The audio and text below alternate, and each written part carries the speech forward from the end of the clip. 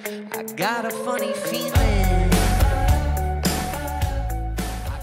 तो डेमोक्रेसी को समझने का टूर जो हमने क्लास 9th में शुरू किया था, अब उसे हमें कंटिन्यू करना है क्लास 10th में। तो शुरू करें। तो चैप्टर शुरू होता है 2 केस स्टडीज़ से। इस वीडियो में हम बेल्जियम का केस स्टडी कवर करेंगे और नेक्स्ट वीडियो में हम श्रीलंका की बात करेंगे। तो बेल्जियम एक बहुत छोटी सी कंट्री है यूरोपियन कॉन्टिनेंट में, जिसका एरिया हमारे हरियाणा से भी छोटी है।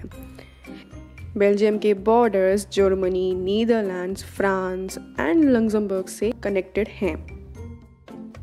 तो चलिए इसकी geographical structure and ethnic composition को समझते हैं। अब ये एथनिक कॉम्पोजिशन क्या होता है? देखो, एथनिसिटी बेसिकली ये डिवीजन ऑफ सोशल क्लासेस होता है, जिसमें जो लोग एक ग्रुप में जब होते हैं तो उनका कल्चर सिमिलर होता है। अब ये एथनिसिटी काफ़ी सारे फैक्टर्स के ऊपर बेस्ड हो सकता है। फॉर एग्जांपल कल्चर के ऊपर बेस्ड हो सकता है, ट्रेडिशंस, लैंग्वेज, कास्ट। तो ऐसे ही एथनिसिटी बेस्ड ऑन लैंग्वेज हमें दिखने वाली हैं बेल्जियम में। तो ये है बेल्जियम। बेल्जियम के हम 2 पार्ट्स देख रहे हैं। नॉर्दर्न पार्ट, जिसे हम फ्लेमिश रीजन भी कहते हैं, जहाँ पर पूरे टोटल कंट्री के पॉपुलेशन का ओनली 59% लोग डच लैंग्वेज में बात करते हैं। दे आर डच स्पीकर्स और वो लोग फ्लेमिश रीजन में रहते हैं। सर्दर्न पार्ट को हम कहते हैं वल्लोनिया रीजन, जहाँ पे 40% फ्रेंच स्पीकर्स रहते हैं और ओनली 1% जर्मन स्पीकर्स हैं पूरे बेल्जियम में। तो ये टोटल हो गया हमारा पॉपुलेशन एंड हमने डिवीजन देख लिया। बेल्जियम की कैपिटल सिटी है ब्रसल्स। ब्रसल्स में 80% फ्रेंच स्पीकर्स रहते हैं और 20% डच स्पीकर। तो ओवरऑल कंट्री में मेजॉरिटी है डच स्पीकर्स की एंड मेजॉरिटी इन कैपिटल है फ्रेंच स्पीकर्स की।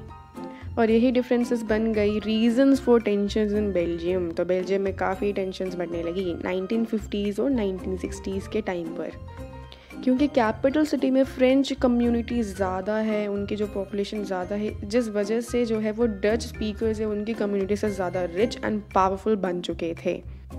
और दोनों कम्युनिटीज़ के बीच में काफ़ी सारी कल्चरल एंड रिलीजन डिफरेंसेस थी, जिस वजह से कॉन्स्टिट्यूशन को भी 4 बार चेंज करना पड़ा। तो यही सब रीजंस हैं टेंशन्स इन बेल्जियम। तो इतनी सारी लड़ाइयाँ, झगड़े और कॉन्फ्लिक्ट्स के बाद they finally found a solution. उन्होंने अपने बीच के regional and social and cultural differences को अपनाया। तो कॉन्स्टिट्यूशन को 4 बार अमेंड किया गया 1970 से 1993 के बीच में, और बहुत सारे स्टेप्स लिए गए to resolve the problems. So step number 1, central government में French and Dutch speaking ministers का इक्वल रिप्रेजेंटेशन रखा गया, सो दैट कोई कॉन्फ्लिक्ट ही ना हो दोनों के बीच में। जब दोनों इक्वल होंगे, दोनों इक्वली डिसीजन लेंगे और लॉज बनाएंगे, तो कभी झगड़ा ही नहीं होगा।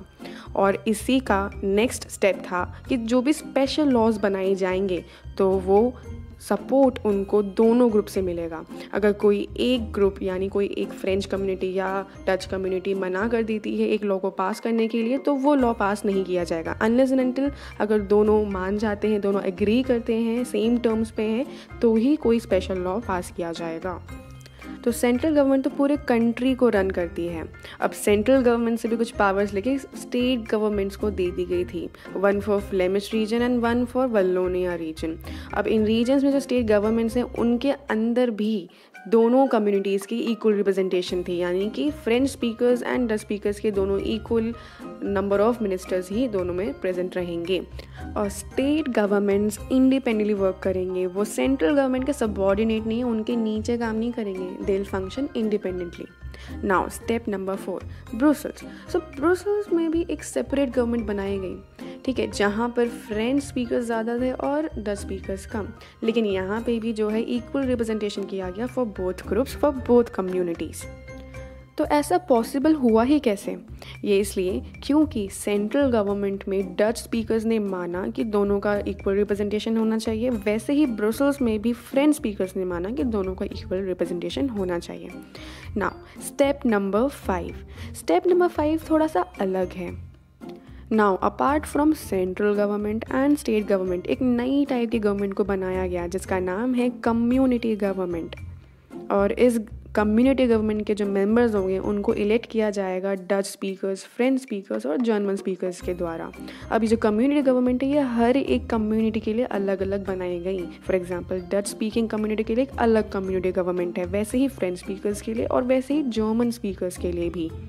अब ये कम्युनिटी गवर्नमेंट्स का काम क्या है?